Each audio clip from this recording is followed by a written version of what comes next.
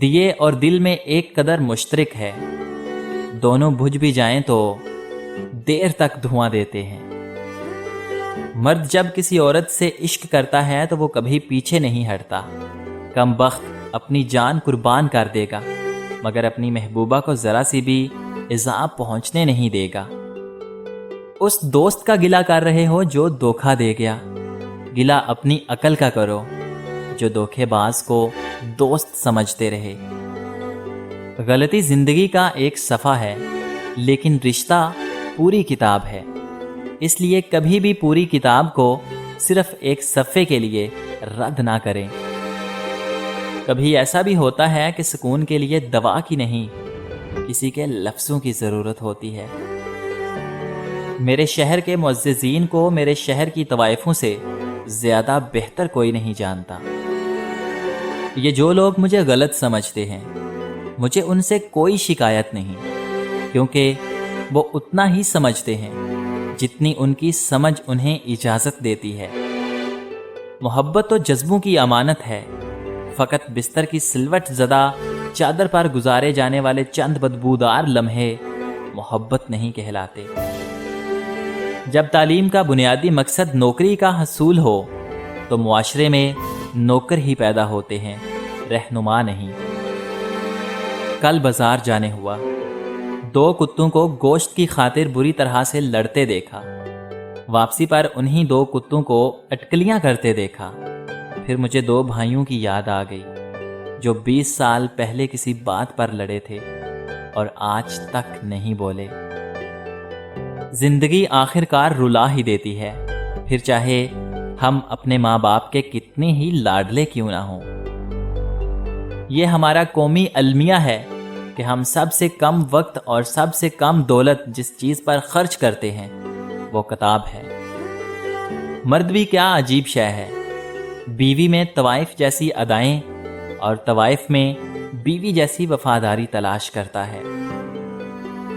یہ لوگ جو اپنے گھروں میں نظام درست نہیں کر سکتے، یہ لوگ جن کا کریکٹر بے حد پست ہوتا ہے، سیاست کے میدان میں اپنے وطن کا نظام ٹھیک کرنے اور لوگوں کو اخلاقیات کا سبق دینے کے لیے نکلتے ہیں۔ اس قدر مزاح کا خیز چیز ہے۔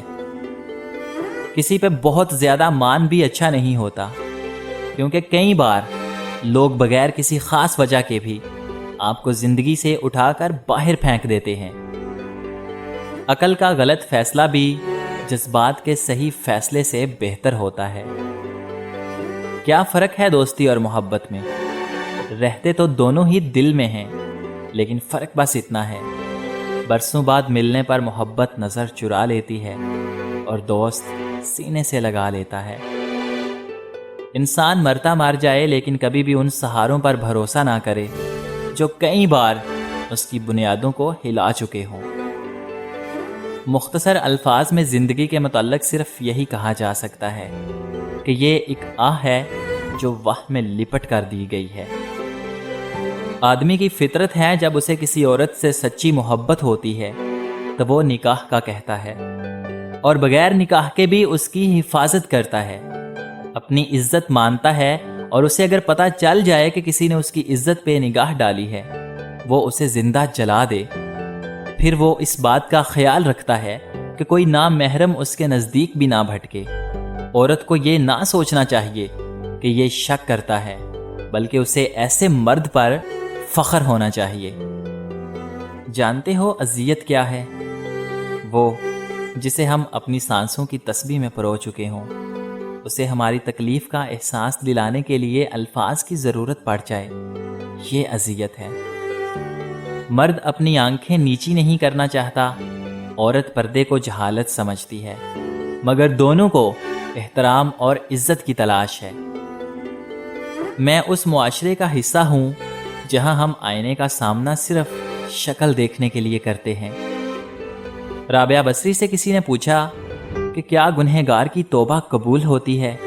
فرمایا، انسان اس وقت تک توبہ کر ہی نہیں سکتا جب تک اللہ تعالیٰ توفیق نہ دے، اور جب توفیق مل جائے پھر قبولیت میں کوئی شک نہیں رہتا۔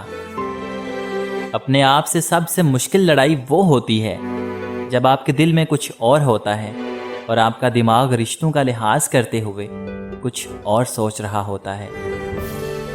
جو سچے ہوتے ہیں وہ تہذیب کے دائرے کا لحاظ کرنا بھی جانتے ہیں اور صبر کا گھونٹ پینا بھی۔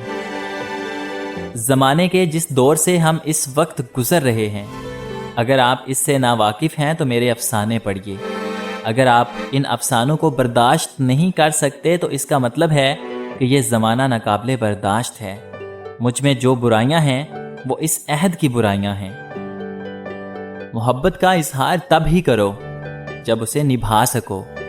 بعد میں مجبوریوں کا سہارا لے کر کسی کو چھوڑ دینا وفاداری نہیں ہوتی۔ کچھ لوگ آپ سے صرف اتنی محبت کرتے ہیں جتنا آپ کو استعمال کر سکتے ہیں۔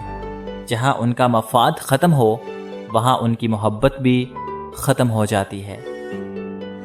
اور کیا پتہ اللہ تعالیٰ کو تمہارا صبر اتنا پسند آ جائے کہ وہ تمہاری مانگی ہوئی ہر دعا پر کن کہہ دے۔ ایسے شخص کو کبھی مت گوانا جس کے دل میں تمہارے لیے محبت، فکر، عزت اور چاہت ہو۔ عورت میں ایک حد تک غرور ہونا اچھی بات ہے، ایسا غرور جو اسے راہ چلتے ہر ایرے گیرے کو دیکھنے سے باز رکھے۔ رشتے میں کمزوری کی ایک بڑی وجہ یہ بھی ہوتی ہے کہ ہم ایک دوسرے کی غصے میں کہی گئی باتوں کو تو ہمیشہ یاد رکھتے ہیں، لیکن پیار اور محبت اور سکون میں کی گئی باتوں کو فوراً بھلا دیتے ہیں۔ ان عورتوں سے کبھی بھی شادی نہ کرو۔ ایک عرب دانا نے اپنے بیٹوں کو نصیحت کی کہ 7 قسم کی عورتوں سے کبھی شادی مت کرنا، خواہ وہ حسن و جمال میں یا پھر دولت میں بے مثال ہی کیوں نہ ہوں، کیونکہ ان میں سے کسی ایک کے ساتھ شادی کرنے کے بعد ساری زندگی پچھتاوا ہی رہے گا۔ وہ 7 عورتیں کون سی ہیں؟ انانا، منانا، کنانا، ہنانا، ہداکا، براکا اور شداکا۔ انانا، وہ عورت جو ہر وقت سر پر پٹی باندھے رکھے، کیونکہ شکوہ اور شکایت ہی ہمیشہ اس کا معمول ہوگا۔ منانا، وہ عورت جو ہر وقت مرد پر احسان ہی جتاتی رہے کہ میں نے تیرے ساتھ یہ احسان کیا اور تجھ سے تو مجھے کچھ حاصل نہیں ہوا۔ کنانا، وہ عورت جو ہمیشہ ماضی کو یاد کرے کہ فلاں وقت میرے پاس یہ تھا وہ تھا۔ ہنانا، وہ عورت جو ہر وقت اپنے سابقہ خاوند کو ہی یاد کرتی رہے اور کہے کہ وہ تو بڑا اچھا تھا مگر تم ویسے نہیں ہو۔ ہداکا، وہ عورت جو خاوند سے ہر وقت فرمائش ہی کرتی رہے، جو چیز بھی دے اس کی طلبگار ہو جائے۔ براکا، وہ عورت جو ہر وقت اپنی چمک دھمک میں ہی لگی رہے۔ شداکا، وہ عورت جو تیز زبان ہو اور ہر وقت باتیں ہی بنانا اس کا کام ہو۔ جو تم کو خوشی میں یاد آئے سمجھو تم اس سے محبت کرتے ہو، اور جو تم کو غم میں یاد آئے تو سمجھو وہ تم سے محبت کرتا ہے۔ ایک شخص نے ایک بزرگ سے اپنی بیوی کا عیب بیان کیا۔ بزرگ نے جواب میں فرمایا، تمہارا دھوبی کون ہے؟ شخص نے فرمایا، میری بیوی۔ تمہارا باورچی کون ہے؟ میری بیوی۔ تمہارا صفائی والا کون ہے؟ میری بیوی۔ تمہارے گھر کی آیا کون ہے؟ میری بیوی۔ دن رات گھر کا چوکیدار کون ہے؟ میری بیوی۔ جب تم بیمار ہوتے ہو تو تمہاری تیمارداری کرنے والا کون ہوتا ہے؟ فرمایا، میری بیوی۔ تمہارا گھر اور مال کی حفاظت کرنے والا کون ہے؟ فرمایا، میری بیوی۔ پھر بزرگ نے فرمایا، تمہاری بیوی ان تمام کاموں کی اجرت لیتی ہے؟ شخص نے فرمایا، بالکل بھی نہیں۔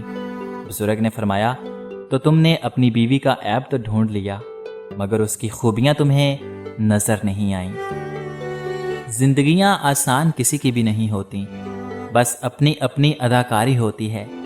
کوئی جھیل لیتا ہے اور کسی میں برداشت کرنے کی طاقت ختم ہو جاتی ہے۔ دوپٹہ عورت کی عزت ہوتا ہے، اگر وہ خود اس کو اتار دے تو کوئی کیسے اس کو عزت کی نگاہ سے دیکھ سکتا ہے؟ جب تک عورت نہ چاہے مرد اپنی حد کبھی پار نہیں کر سکتا۔